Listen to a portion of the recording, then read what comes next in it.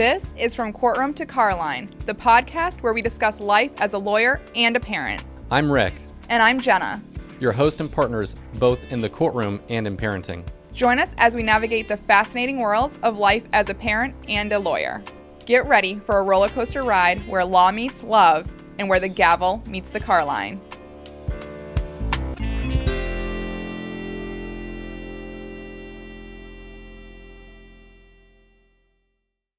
Welcome to another episode of From Courtroom to Carline, a legal parenting podcast. Today we have Maria Galyean. She is a leadership mentor, also known as the Homeschool Admin, and her daughter is in the background. So if you hear any of that, she is a working parent just like we are. But welcome to the show, Maria.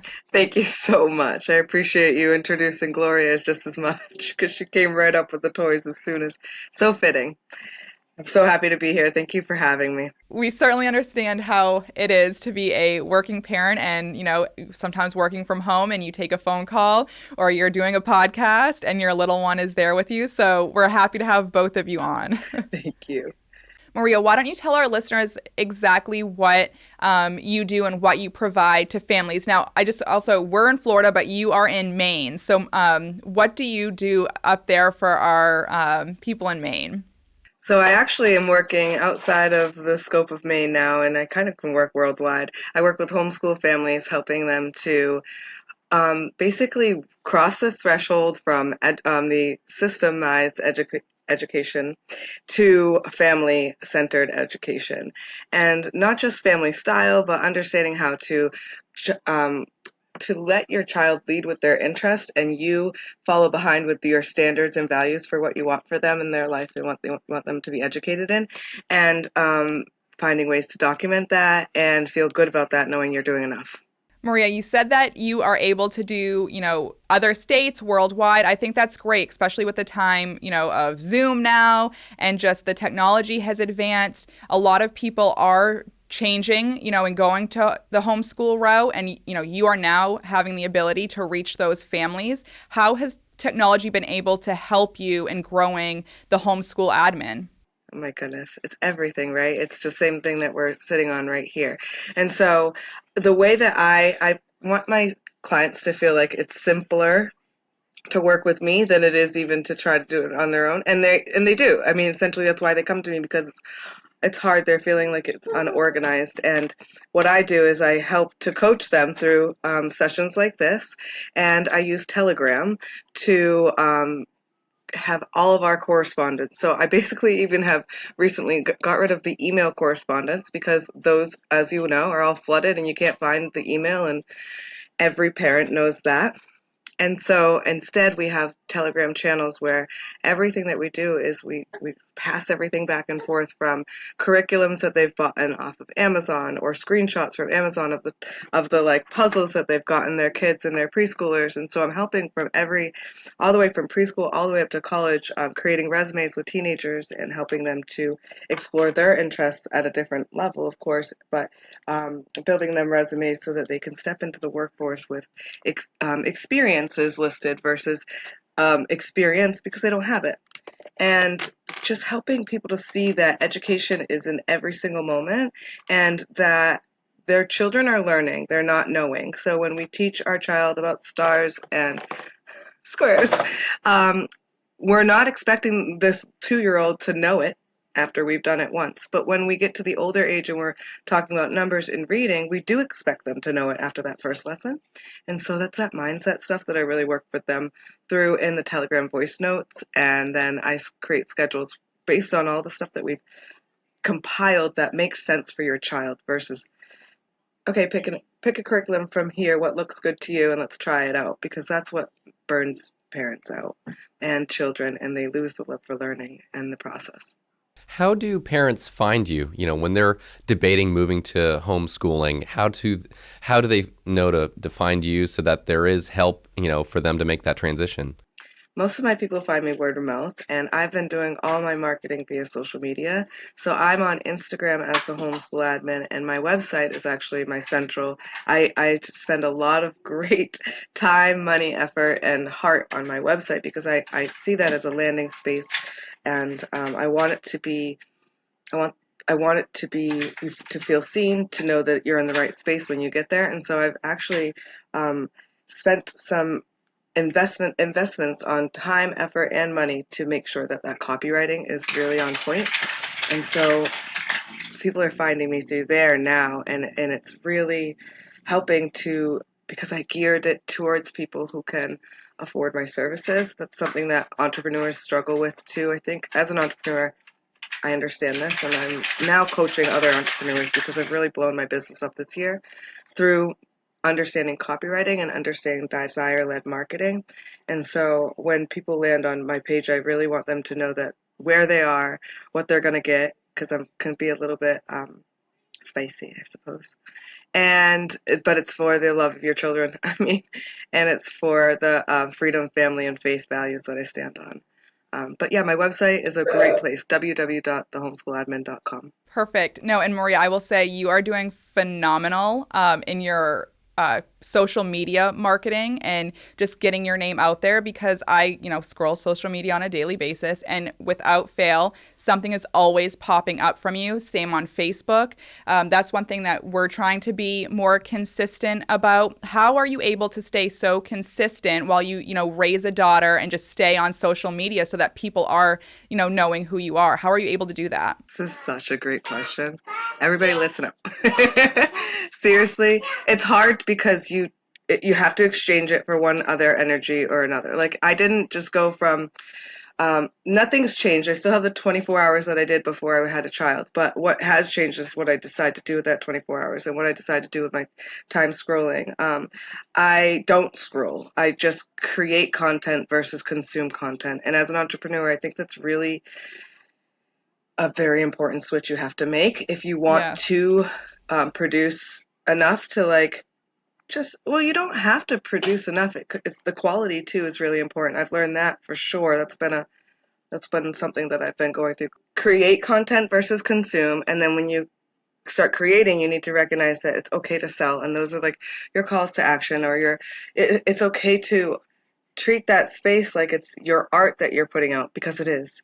And it's a service to people, and it's an invitation, not a forced thing.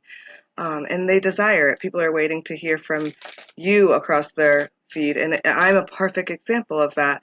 There are so many people who are waiting for support and guidance in homeschooling, not just like a website to go look at. And so if I didn't do the creation of the content and sell the service on the back end of it, then I'm just doing a disservice, and I'm also just like kind of consuming my own content, you know? Very interesting. And so Jenna has brought up a number of times a desire to homeschool our kids. And I think you've probably encountered so many parents that come to you and say, I don't know if I can do it. There's just so much going on with my life, whether it's work, whether the number of kids that they have. What do you say to those parents to kind of give them that encouragement to, if this is what you think is the right thing to do, then go for it? It's really important to sort of unlearn the way that you think learning goes about and recognize that you've been their teacher since day one, and you are better than the 12 teachers that they'll have rotated through their 12 years of life to come. That again, see, you see my spiciness coming out a little bit, but it's the truth. You can consider having one teacher, one mentor for 12 years, or 12 different teachers for 12 years. You'll know that the continuity of when you're learning something, even as an adult and as children, that plays a role. So that you being the consistent in their life is amazing, and it just adds to the fact that one-on-one education also gives them the robust opportunities to ping back and forth and have conversations and meet them where they're at and what they need. And in classrooms, it's not that same way. You have to sort of compete with the crowd to get the attention, to get your answers heard, to have your learning style listened to, taught to, and so it's possible because you're already doing it. You just have to understand a way to document it, supplement for the things that you feel like you want to plug in or that you're like not covering by the subjects that the state mandates. So I know in Florida they don't really even have state mandates for subjects, but they do. Eh, eh, but in Maine they do, and so something like um, computer skills, you might be like, oh no, I haven't really given my child a chance to do any of that, and it's like, have they been touching your phone? Do they watch you type on it, the computer? Do they know how to use a mouse? Um, you don't even need to use the like have the computer on and the screen on. Gloria has a laptop down there on the floor that is um, broken, and she plays with the keyboard and stuff. That's computer skills, isn't it? So it's our brain going, oh my gosh, I got to get them online to like have this like typing course. Yes, that's one thing that I would do with like an 8, 9 year old and above so that they can. But computer skills is just as much as giving them a rubber keyboard cover, not even a computer. And so some of the things that we feel like are so, so something like math in Maine, you have to teach math and they need to progress in that subject each year. But there's nothing that says you have to teach them algebra or you have to teach them multiplication. You could teach a child how to tell military time, and that would be cool, as long as they progressed in understanding time, right? That's math. Or you could teach them calculus at 8 years old. Nobody's going to come pat you on the back. Nobody's going to slap you on the wrist one way or the other. This is why I talk about family standards. Like, what do you value? You know, a military family might value military time, whereas I don't value calculus. So I won't be teaching her, you know what I'm saying? Ever teaching her that unless she wanted to learn that. And so we get to make our own educational standards for our children based on them individually because I wouldn't have to hold the same standard for her as I do my teenager. They are living in two different times. We will be different parents by the time she's a teenager, and like we have to ebb and flow with each of our children, and then our standards um, back that in a way versus our standards coming first and going, okay, I actually want to get her, we're going to go ahead and we're going to go buy Gloria this curriculum and we're going to do this whether she likes it or not. Like that's not how you keep them engaged, and that's why people feel like they can't do it because this right here, this is a curriculum, and nothing against this curriculum. I love it, but it's not meant for certain ages and it's not meant for certain kids. Maria, I think you're so right on, just the unschooling aspect of, homeschool and just letting parents know that you don't have to follow the traditional school method once you do decide to make that decision to homeschool. Why don't you tell our listeners what your degree is in? Yeah, I have an associate's in liberal arts. I have a bachelor's in child and youth development and a master's in leadership studies. And so I lead my teaching, and my philosophy of education is really led from a developmental standpoint versus an educational, academic, drill and learn memorization standpoint.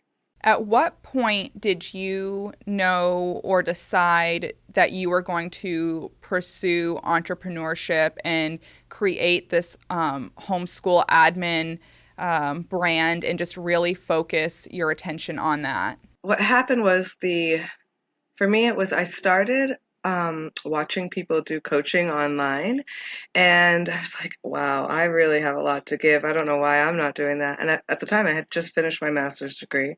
And so I started with coaching, my first coaching business with teens. And so I opened up a LLC called Your Turn, and in hopes of like giving teens the tools that they needed to like leave the nest with their core values in check, with a resume in hand, a full understanding of what they loved about themselves and their love languages, and just full like fill them up with value before they go off into their 20s and everybody tries to tell them what they should be and shouldn't be and stuff like that. And then I had one client and the pandemic hit, and the community here in Maine was calling for me to step out of line and not be a nanny anymore and use my teaching background and education to help them with their homeschool pods up here as the pandemic was rolling out and people were having to bring their kids home, as well as the law that was being passed here in Maine, or we tried to veto a law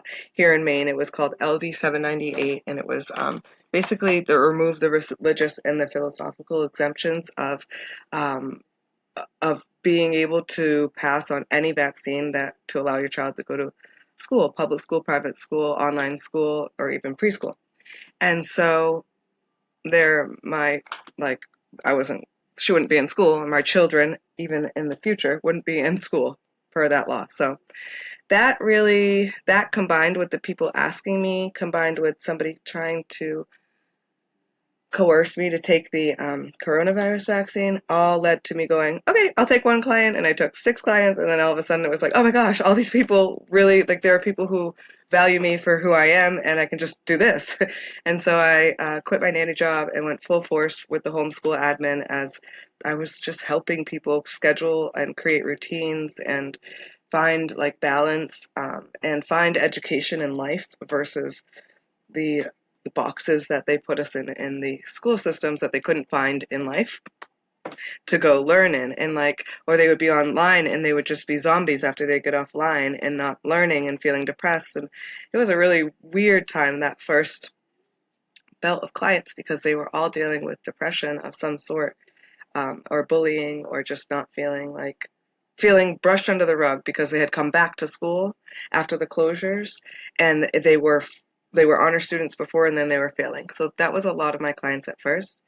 And then now, it's just people are doing this out of their own values, and they want to, and they desire guidance. And it makes it easy for me to just be so supportive and serve them because of what I've been through myself, as well as what I've seen clients through.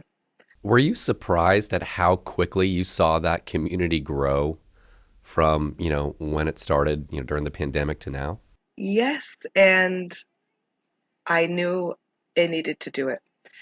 Um, yes, well, and I said you say that community, and I'm assuming you mean like in the world, and I'm thinking right now about my community that I created here in Maine, a Facebook community in September 2021, like 2 months after I started my business, and it grew to like over 15. It's about 1,500 people right now, but it's only Mainers basically homeschooling under the premise of homeschooling and freedom, and that blew up to over 1,000 people in a year. But yeah, it just continues to grow. I'm not surprised because every day there's another reason to like protect your children more. I definitely think that there has been a shift towards more families moving towards homeschool and just wanting to have more control of what their children are learning, what they're seeing, what they're doing. I've joined a lot of homeschool Instagram accounts just to follow what people are doing, and I definitely see the benefit of it. I think the stigma or the taboo of being the weird homeschool kid is kind of going away. And I think people are realizing more that they're not the weird homeschool kid. It's us parents that grew up in regular school, but that are the weird antisocial ones when our kids are at the playground. So I definitely see that, more parents are leaning towards that. And I think that as time goes on, more parents will continue to do that. Can I speak to that for a second? Absolutely. Because somebody in my audience needs to hear it. Seriously, when it comes to making friends as adults, how afraid are you? I mean, we could all go, oh, well, you all have an excuse. Every one of us has an excuse. Mine is mostly I just want to be home. And also because I'm not bad at making friends, so I don't really need to do this. But when it comes to majority of people in general, making friends as an adult is hard. Finding your kids' friends, oh my gosh, that seems like impossible. It isn't impossible. You're just blocking yourself and telling yourself the story. More than likely, there's a community waiting for you. One, and two, you have to get out of your own way a little bit with this, because you're right. If you're the one who can't socialize, then what does that really mean? And in reality, my child and homeschooling families are more socialized than the public school child who's sitting in the same space every single day, gets probably 4 field trips a year if they're lucky, and I mean, art, is recess even a thing anymore?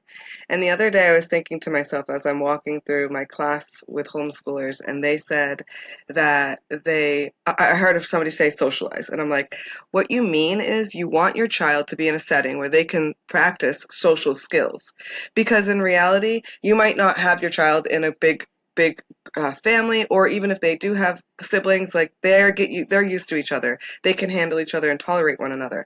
But it's when you bring your child into a social setting and they're like touching people's head and faces, like you want them to get beyond that. Like it's part of life, and getting used to like being around people and making friends and stuff, and finding boundaries.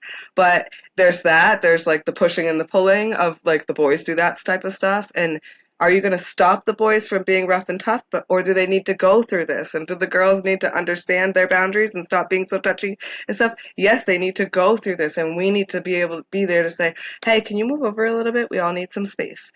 These are what you mean by socialization. You don't actually mean you want your kid to like make a friend. They know how to make friends better than you do, and you know it.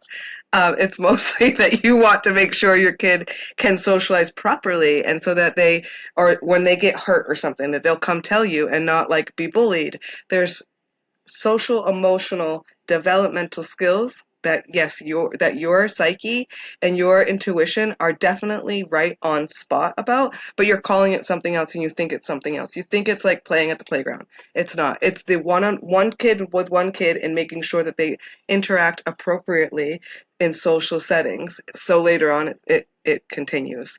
And so I just recognized that the other day, and I can't wait to explore what I can do with that a little bit more, because it needs to be heard. Like it's okay for that feeling inside of you, but you're looking for it in the wrong way, I think.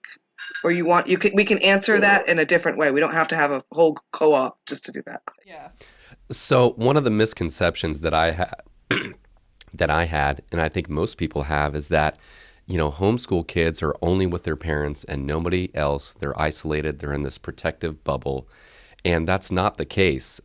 When Jenna told me about you and how you bring, homeschool families together so that they can interact with one another, they can learn together, go on trips together, it really, busted that misconception for me.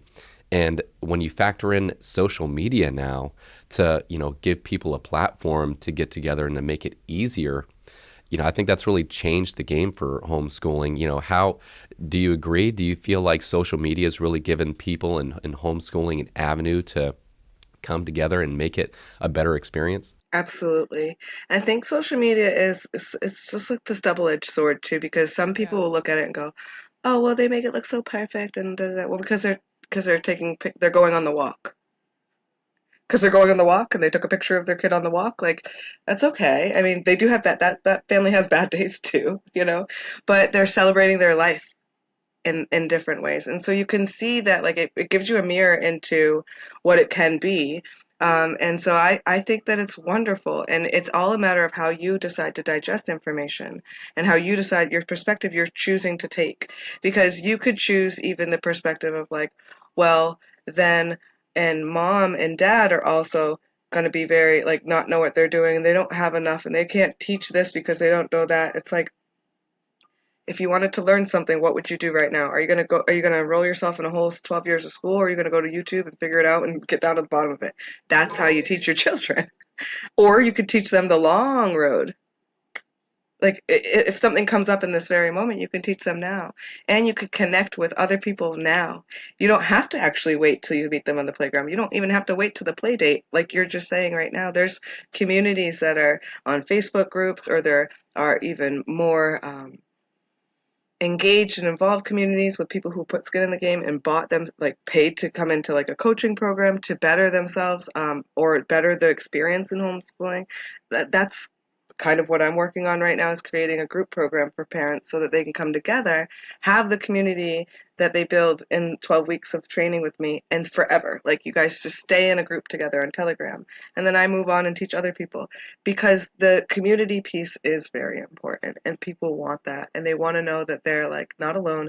They can tap into somebody who knows what it's like, and um, And social media allows for that. You are so isolated if you're not on social media sometimes without the mindset of like, we're doing just great. If you think that you're not doing great and you aren't able to see that through that window, you might stay in that stuckness, or you might stay with that perspective. I think you've hit on a lot of great points, and we, absolutely hear what you're saying. And we hope that this episode gives a lot of parents who are already homeschooling or who are thinking about homeschooling, some more insight into what that looks like. I know that you've mentioned your handle and your website, but why don't you go ahead and give our listeners that information one more time? Where can they find you? www.thehomeschooladmin.com is the greatest spot to find me on everything's up to date there. Instagram, the homeschool admin is my handle. That's my favorite social media to use, though Facebook happens to be the best social media for my business. And I have that set up as well. And so you can find me in all of those spaces. I have open DMs for you to have conversations with me about anything that you want. I really keep boundaries around my programs and my offers, so I'll invite you if you want, but I mostly am working in my DMs with you so that you can get to a place where you feel good about what you're doing. I'll send like customized freebies if you have questions, and I've got it in my vault. Like, it's just coming to you. I'm not a gatekeeper. I want to see you all rise, and so if you come to me with your questions, be ready for a little bit of homework and an invitation if you like to accept. Maria, thank you so much for being on our show today. Thank you. And for our listeners, stay tuned for our next segment of What Happened to Florida Man.